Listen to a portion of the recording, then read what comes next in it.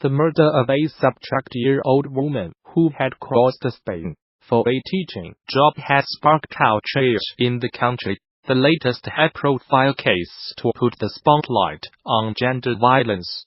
Laura's almost partially naked body was found near the southern village of El Campino after 5 days of searching. The murder is being investigated. She had traveled 500千米310 miles to take up her first full-time job. Campaigners say violence against women is still ingrained in Spain's society. The issue made headlines around the world earlier this year following the trial of 5 men accused of gang raping and one 8-year-old woman during the San Fernando Running Festival in July 2016 in Pamplona. The men, who became known as La Manada, the Wolfpack, were acquitted of rape and convicted on a lesser offense of sexual abuse. Judges said the woman had not been assaulted, as no intimidation or violence was involved. The decision sparked large demonstrations and the debate over the country's legislation and gender violence in general. Ms. Lemo, who had left the northwestern city of Zamora, went missing last Wednesday, sparking a search that involved more than 200 volunteers and the officials. Officials who searched her home believe she went out for a walk or ran before disappearing.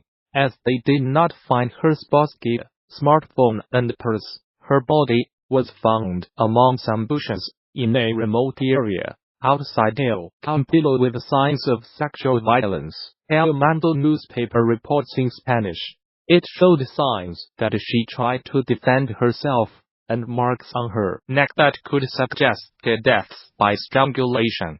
She also appears to have been struck on the head. The location was some distance from the last point mobile phone antennas had located her. No arrests have been made. Ms. Lumo's parents reported her disappearance after she had failed to answer their calls or to show up at the secondary school in Nova, next to El Campino, where she had worked since 3 December. Users on Twitter have used the hashtag Laura Somas told us we are all Laura to react to the news, and thousands have shared a protest image made by Ms. Lemo, who was described as a passionate illustrator, to mark International Women's Day on 8 March. It says, "You are your opportunity." Others have shared an image saying, "Run without fear, and do not run for fear." Many have also reacted to a message Ms. Lumo's retweeted in 2015, which said, "They teach you not to go alone in dark places, instead of teaching monsters not to be one. That is the problem." Schools across Spain observed a minute's silence, while some demonstrated against gender violence. In 2017, the country's General Council of the Judiciary received more than 166,000 complaints of violence against women. A16 4%, increase from the previous year. Reacting to the murder, Carmen Calvo, Spain's deputy prime minister and equality minister, said, "Women have to pay cruel and extremely high prices for our freedom and security." A popular tourist attraction has become the latest Chinese company to show solidarity with Huawei, its chief finance officer, Meng Wanzhou, who was arrested in Canada on 1 December. Shannon Mountain Scenic Park in eastern Henan province said it would waive the $9 fated 65 yuan ticket fee for anyone carrying a Huawei phone. Ms. Nang, who was given bail in Canada, faces extradition to the US on charges of breaking Iran sanctions. Her case has upped tensions with China. Use Huawei phones, shoot grand photos on the mountain. A notice on the Shannon Park's social media account said, "We wish friends around the world who support Huawei's success and bliss." The offer would last until 29 December. The South China Morning Post reported, but it was met with some criticism among China's social media users, who claimed it was discriminatory. Huawei phone owners are being offered other enticements too. A can get a 20% discount at a Darwin Vision, seen in Beijing. Bring a Huawei phone and get 20% off. Similar to this story we covered yesterday. https://t com Twitter com Secretary of End of Twitter post by @LuOceanG.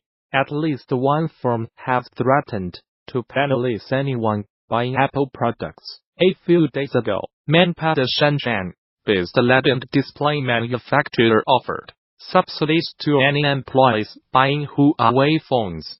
It also pledged to fine anyone who bought an Apple iPhone. As prosecutors allege, Ms. Meng 46 used a Huawei subsidiary called Skycom to evade sanctions on Iran between 2009 and 2014. They also allege she publicly misrepresented Skycom as being a separate company from Huawei, and that she deceived banks about the true relationship between the two companies. Ms. Meng, who is the daughter of Huawei's founder, has denied any wrongdoing and said she will contest the allegations. Life of Huawei is high-flying errors. The United States has been investigating the Chinese telecoms giant, the world's second-largest smartphone maker, since 2016, believing that it used Skycom to bring United States manufacturing equipment and millions of dollars in transactions to Iran in violation of sanctions.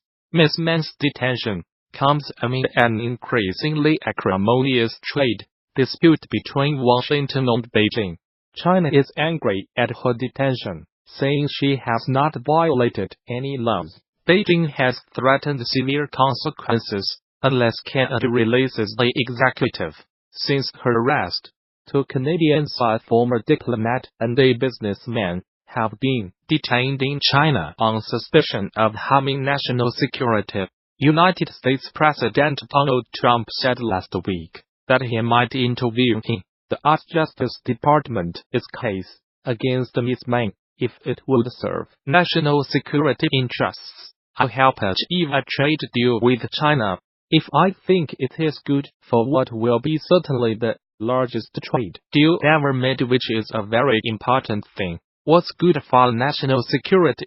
I would certainly intervene if I thought it was necessary, he told Reuters news agency. Canada reacted by urging Mr. Trump not to politicize the situation. Our extradition partners should not seek to politicize the extradition process or use it for ends other than the pursuit of justice, Foreign Minister Chrystia Freeland said. A poacher has been ordered to watch the Disney film Bambi repeatedly after he was convicted of illegally killing hundreds of deer. Missouri hunter David Barry, Jr., must view the film at least once a month during his year-long sentence. He was arrested in August along with two family members for killing the deer, taking their heads and leaving their bodies to rot. Prosecutors said it is reportedly one of the biggest poaching cases in Missouri history. On top of the jail sentence for the illegal deer hunting, Judge Robert George ordered Barry, Jr. to view the Walt Disney movie Bambi, with the first viewing being on or before December 23, 2018 and at least one such viewing each month thereafter.